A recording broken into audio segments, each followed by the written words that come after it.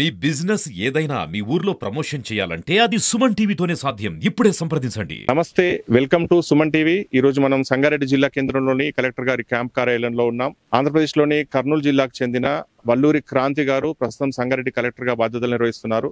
వారు ఇంజనీరింగ్ విద్యను అభ్యసించిన తర్వాత తండ్రి కోరిక మేరకు తండ్రి ప్రోత్సాహంతో ఐఏఎస్ శిఖరాన్ని అధిరోహించారు. తెలంగాణ రాష్ట్రానికి చెందిన యువ ఆఫీసర్లలో డైనమిక్ ఆఫీసర్ గా పేరు సంపాదించుకుంటున్నారు. తండ్రి ప్రోత్సాహం, లక్ష్య సాధనలో వారు శ్రమ పడిన తీరు, మరి వల్లూరు క్రాంతి గారి మాటల్లో ఆ లక్ష్యం వైపు ఎలా వెళ్లారు, నాన్నగారు ఎలా ప్రోత్సహించారు, అందుకు సంబంధించిన పూర్తి వివరాలు తెలుసుకుందాం. మేడం నమస్తే. నమస్తే. నాన్నగారి లక్ష్యం మేరకు, నాన్నగారి కోరిక మేరకు మీరు ఇంజనీరింగ్ విద్యను అభ్యసించినప్పటికీ, వాళ్ళంతా వైద్య వృత్తిలో ఉన్నప్పటికీ మీరు ఐఏఎస్ వైపు వచ్చారు. మరి ఎలా అంటే మీరు లక్ష్య సాధనలో ఎలా కష్టపడ్డారు, ఎలా ఈ శిఖరాన్ని అధిరోహించారు? సో నాన్నగారు చిన్నప్పటి నుంచి బాగా స్ఫూర్తిని అందించేవారు. బాగా చదువుకోవాలి, లైఫ్లో మంచిగా సెటిల్ అవ్వాలి, ఉన్నత శిఖరాలను అధిరోహించాలని ఎప్పుడూ చెప్పేవారు. నాకు మ్యాథ్స్ అంటే ఇంట్రెస్ట్ ఉండేది. సో అది నాన్నగారు కూడా తెలుసుకున్నారు. సో వాళ్ళు అందరూ డాక్టర్స్ అయినా కూడా నాకు మ్యాథ్స్ అంటే ఇంట్రెస్ట్ ఉంది కాబట్టి నువ్వు ఎంపీసీనే తీసుకో అని కూడా వారు అడ్వైస్ ఇచ్చారు. అండ్ ఐఐటీస్ అని కాలేజెస్ ఉంటాయి, అవి మన దేశంలోనే ఉత్తమమైన ఇంజనీరింగ్ కళాశాలలు, అక్కడ తప్పకుండా నువ్వు చదవాలని నాకు ఎంకరేజ్ చేసేవారు. సో 10th అయిపోయిన తర్వాత నేను ఐఐటి ఎగ్జామ్ రాసి ఐఐటి ఢిల్లీలో బీటెక్ మెకానికల్ ఇంజనీరింగ్ చేశాను. ఆ తర్వాత కూడా ఎప్పుడు కూడా సివిల్సే మీరు రాయాలని కూడా ఎప్పుడు నాన్న చెప్పేవారు కాదు. బట్ చిన్నప్పటి నుంచి సివిల్ సర్వీసెస్ అంటే అది ఒక మంచి ఉన్నతమైన జాబ్. మీరు ఒక సొసైటీలో మంచి పొజిషన్లో ఉంటారు అండ్ మిగతా ప్రజలకు కూడా మీరు సేవను అందించే పొజిషన్లో ఉంటారు కాబట్టి అది బాగుంటుంది అని ఎంకరేజ్ చేసేవారు. అంతేగాని ఎప్పుడు కూడా అదే నువ్వు ఖచ్చితంగా చేయాలని అయితే ఎప్పుడు చెప్పలేదు. చాయిస్ అయితే నాకే వదిలిపెట్టారు. మంచి స్వేచ్ఛ ఇచ్చేవారు తండ్రి.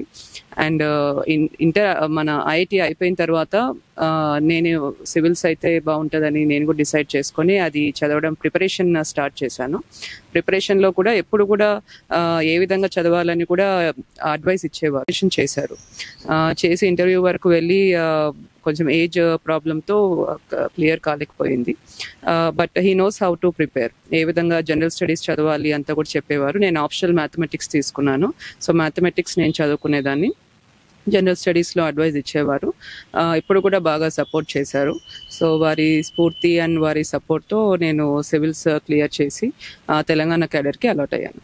వాళ్ళు అంటే నాన్నగారు ఆ కోరిక, అంటే నాన్నగారు ఎప్పుడైతే మనం వైద్య వృత్తిలో ఉన్నాము కానీ అడ్మినిస్ట్రేషన్ వైపు వెళ్తే ఇంకా చాలా మందికి మనం సేవ చేయొచ్చు అన్నటువంటి ఒక లక్ష్యంతో, అంటే మీకు ఒక లక్ష్యాన్ని నిర్దేశించారు. అంటే మొదట్లో మీకు ఏమైనా ఇబ్బందిగా అనిపించింది? అంటే ఐఏఎస్ అధిరోహించడం అనేది చాలా శ్రమతో కూడుకున్నటువంటిది. సో అందులో మళ్ళీ ఇంట్లో ఉన్నటువంటి అమ్మ, నాన్న, అక్క అందరూ కూడా వైద్యంలో ఉన్నారు. మరి మీరు ఈ వైపు రావడం కోసం అంటే మొదట్లో ఏమన్నా ఇబ్బంది పడ్డారు? ఎటువంటి ఇబ్బంది లేదు. నాకు పర్సనల్ గా కూడా అడ్మినిస్ట్రేటివ్ జాబ్ అంటే చాలా ఇష్టం ఉండేది. ఐఐటిలో కూడా నేను స్పోర్ట్స్ సెక్రటరీ పోస్ట్ చేశాను అండ్ హౌస్ సెక్రటరీ అని కొన్ని అడ్మినిస్ట్రేటివ్ పోస్టులు ఉంటాయి, అవి కూడా నేను చేశాను. సో నాకు అడ్మినిస్ట్రేషన్ అంటే చాలా ఇష్టము. అండ్ నాన్న కూడా ఈ విధంగా సివిల్ సర్వీసెస్ అన్నది పర్ఫెక్ట్ గా సూట్ అవుతుంది నీ పర్సనాలిటీకి అని కూడా చెప్పడం జరిగింది.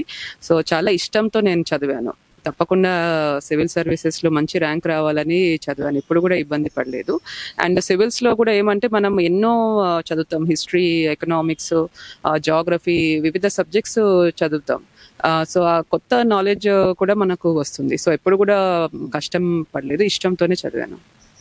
తెలంగాణ క్యాడర్ సంబంధించి యువ ఆఫీసర్లలో మీరు ఒకరు, మామూలుగా జనంలో మీరు ఒక డైనమిక్ ఆఫీసర్ గా పేరుంది. మరి మీరు అంటే ఎలాంటి ఇంకా ఉన్నతమైనటువంటి లక్ష్యాల వైపు చూస్తున్నారు? ఎలాంటి అంటే మీకంటూ ఒక ప్రత్యేక ముద్ర వేసుకోవడానికి ఎలాంటి కార్యక్రమాలను చేపట్టాలనుకుంటున్నారు?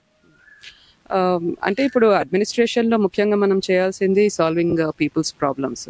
సో ఏవైతే మన దృష్టికి సమస్యలు వస్తాయో అవన్నీ కూడా ఇమ్మీడియట్గా సాల్వ్ అయ్యే విధంగా మా జిల్లా అధికారులు అందరినీ కూడా ఎప్పటికప్పుడు చెప్పి సమస్యలు సాల్వ్ అయ్యే విధంగా చేస్తూ ఉంటాము.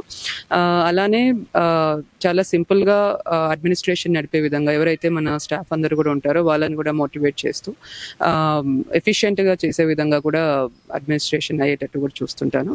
అలానే నాన్నగారి ప్రోత్సాహంతో కూడా గవర్నమెంట్ జనరల్ హాస్పిటల్ ఏ విధంగా అయితే వారు సూపరింటెండెంట్గా ఉంటూ ఉన్న 10 నెలలో ఎంతో అభివృద్ధి చేశారు. 2 కోట్ల విలువైన ఎక్విప్మెంట్స్ వివిధ డిపార్ట్మెంట్స్కి అందించారు.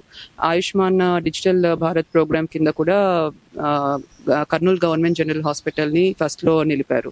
ఇంకా కూడా చాలా చేశారు. సో మన జనరల్ హాస్పిటల్ ఎక్కడ నేను పనిచేసినా కూడా అక్కడ తప్పకుండా ప్రత్యేకమైన శ్రద్ధ వహించి అక్కడ కూడా ప్రజలకు మెరుగైన సేవలు అందించే విధంగా చూస్తాను. ఐఏఎస్ గా అంటే మీరు మన సంగారెడ్డికి సంబంధించి కానీ లేకపోతే ఎక్కడ మీరు విధులు నిర్వర్తించినా ప్రజల ఆరోగ్యం అనేది ఒక ప్రధాన అంశంగా ఉంటుంది.